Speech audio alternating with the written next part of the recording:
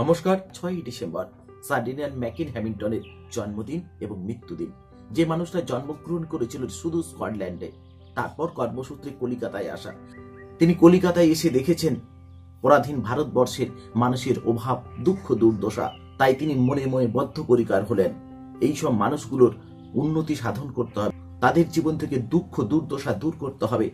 তিনি তার স্বপ্নের সাম্রাজ্য গড়ে তোলার জন্য পাড়ি দিলেন সুন্দরবনের গোসবাতে। আর তার সেই স্বপ্নের সাম্রাজ্যে কেউ ক্ষুধার জন্য প্রাণ হারাবে না, বিনা চিকিৎসায় মারা যাবে না, তাদের কর্মের জন্য জমিদারের বেত্রাঘাত পেতে হবে না।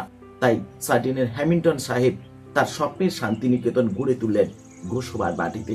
সার্ডিনিয়ান ম্যাকিন হ্যামিল্টন গোসবার মাটিতে এসে কিভাবে তিলে তিলে তিলোত্তমা গোসবা গড়ে তুললেন, সেই ইতিহাস থাকছে আজকের এই ভিডিওতে শুধু আপনাদের জন্য।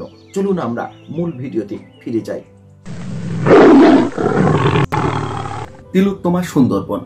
সুন্দরবনের প্রাকৃতিক সৌন্দর্য দেখার জন্য শুধু ভারতবর্ষের মানুষ নয়, দেশ বিদেশের বহু পর্যটক এসে ভিড় জমায় প্রতি বছর। সুন্দরবনের প্রাকৃতিক সৌন্দর্য মানুষকে আকৃষ্ট করে, তাদের চিত্ত ভরে ওঠে সুন্দরবনের সৌন্দর্য দেখার জন্য।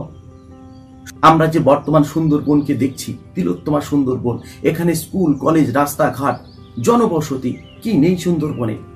কিন্তু এই সুন্দরবন একটা সময় কিন্তু জনশূন্য ছিল।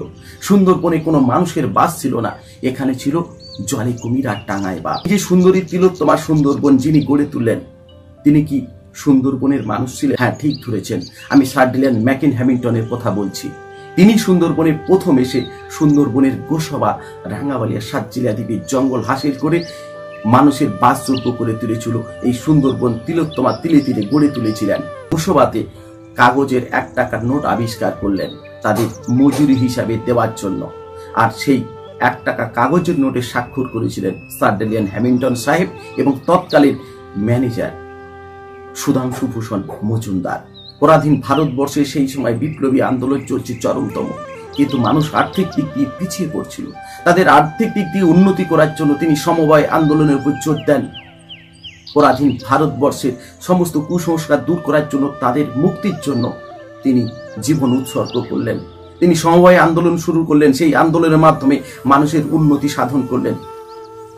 সার্ডিনিয়ান ম্যাকিন হ্যামিল্টনের জনহিতকর কাজ থেকে, তার আন্দোলনের কাজ থেকে, তার সমবায় আন্দোলনের কাজ থেকে ইংরেজ সাহেব 1906 সালে তাকে নাইট উপাধিতে ভূষিত করেন। এই সাহেব বাংলো, বেকন বাংলো বানানোর জন্য সুন্দরবনের কোনো কাঠ ব্যবহার করা হয়নি, পশ্চিমবঙ্গের কোনো কাঠ ব্যবহার করা হয়নি, ভারতবর্ষের কোনো কাঠ ব্যবহার করা হয়নি। এই কাঠ আনা হয়েছিল ব্রহ্মদেশ থেকে, বর্তমান মায়ানমার নাম। বর্তমান মায়ানমার থেকে সেগুন কাঠ আনা হয়েছিল স্কটল্যান্ডে সাহেবের বাড়িতে। আর সেই কাঠগুলোকে সাহেব বাংলো, বেকন বাংলো বানানোর জন্য চীন থেকে কয়েকজন চীনা মিস্ত্রি আনা হয়েছিল। আর চীনা মিস্ত্রি দ্বারা সেই কাঠগুলোকে পাট পাট অংশ করে রেডি করে নেওয়া হয়েছিল সাহেব বাংলো, বেকন বাংলোর জন্য। তারপর সেই কাঠগুলোকে ফায়ার প্রসেসিং করা হয়। 1 লিটার জলে 500 গ্রাম ইউরিয়া মেশানো হয়, সঙ্গে দেওয়া হয় 25 গ্রাম তুতে, এবং এই মিশ্রণ করার পর 48 ঘন্টা সমস্ত কাঠকে জলে চুবিয়ে রাখা হতো। তারপর সেই কাঠকে শুকনো করে নেওয়া হতো। নেওয়ার পর টোটাল কাঠগুলো কিন্তু ফায়ার প্রসেসিং হয়ে যায়। এই বেকন বাংলো, সাহেব বাংলো প্রতিটা খুঁটি সেগুন কাঠের, তার বেড়া সেগুন কাঠের, ছাদটাও সেগুন কাঠের, তার উপরের যে ছাদ সেটাও কিন্তু সেগুন কাঠের। এখানে দ্বিতীয় কোনো কাঠ ব্যবহার করা হয়নি। সেই ফায়ার প্রসেসিং কারণে দ্বিতীয় কোনো কাঠ ব্যবহার করা হয়নি, সম্পূর্ণটাই কিন্তু সেগুন কাঠের, যা বছরের পর বছর আজও মাথা উঁচু করে দাঁড়িয়ে রয়েছে। এই গোসবার, এই সাহেব বাংলো, বেকন বাংলোতে কে আসেনি? বিশ্বকবি রবীন্দ্রনাথ ঠাকুর, তিনি এসেছিলেন জগদীশ চন্দ্র বসু, এসেছিলেন মুরাদি দেশাই, আসার কথা ছিল মহাত্মা গান্ধী। বিশেষ কাজের জন্য তিনি আর শেষ পর্যন্ত গোসবার মাটিতে পদার্পণ করতে পারেননি। সাহেব যখন গোসবাতে ছিলেন সেই সময় কিন্তু প্রথম বিশ্বযুদ্ধ চলছে।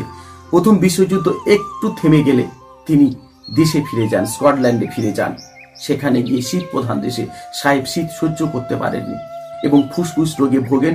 তারপর ডাক্তারবাবুরা বলেন তিনি নিউমোনিয়া রোগে আক্রান্ত হয়েছেন। 1939 সালের 6ই ডিসেম্বর আমাদের প্রিয় মানুষ সার্ডিনিয়ান হ্যামিল্টন সাহেব আমাদের ছেড়ে স্কটল্যান্ডবাসীকে চলে গেলেন নীল আকাশের দেশে, তারাদের দেশে। বর্তমানে সাহেব বাংলো, বেকন বাংলোর অবস্থা অত্যন্ত সংকটজনক। ভগ্নদশায় পরিণত হয়েছে। দ্রুত যদি সুন্দরবনের এই বেকন বাংলো, সাহেব বাংলো, এই হেরিটেজ দুটো যদি রক্ষা করা না হয়, সাহেবের মতন হয়তো এই বাংলো দুটো নীল আকাশের দেশে, তারাদের দেশে, সুন্দরবনের মাটিতে বিলীন হয়ে যাবে।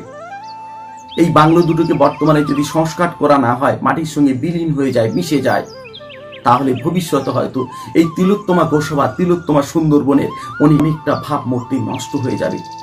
বিশ্বের দরবারে সুন্দরবনের যে ঐতিহ্য, যে শীতবিদ্যুৎ গোসবা বাজারে, সেটা হয়তো ক্ষুণ্ণ হয়ে যাবে। তাই খুব দ্রুত সম্ভব এই দুটো বাংলোকে সংস্কার করা যায়। এই সংস্কারের জন্য সনির্দয়ে অনুরোধ করছি স্থানীয় প্রশাসন এবং পশ্চিমবঙ্গ সরকারের কাছে। হয়তো সুন্দরবনের পর্যটনের মান উন্নত হবে, বহু বেকার ছেলে কর্মসংস্থান হবে, বহু পর্যটককে আকৃষ্ট করবে গোসবা তথা সুন্দরবন। গোসবা তিলোত্তমা হয়ে থাকবে। তো আজকের ভিডিও এই পর্যন্ত। দেখা হচ্ছে নতুন কোনো পর্বে, নতুন কোনো এপিসোডে। তত সময় সকলে ভালো থাকবেন। সকলকে আরেকবার নমস্কার ও ধন্যবাদ।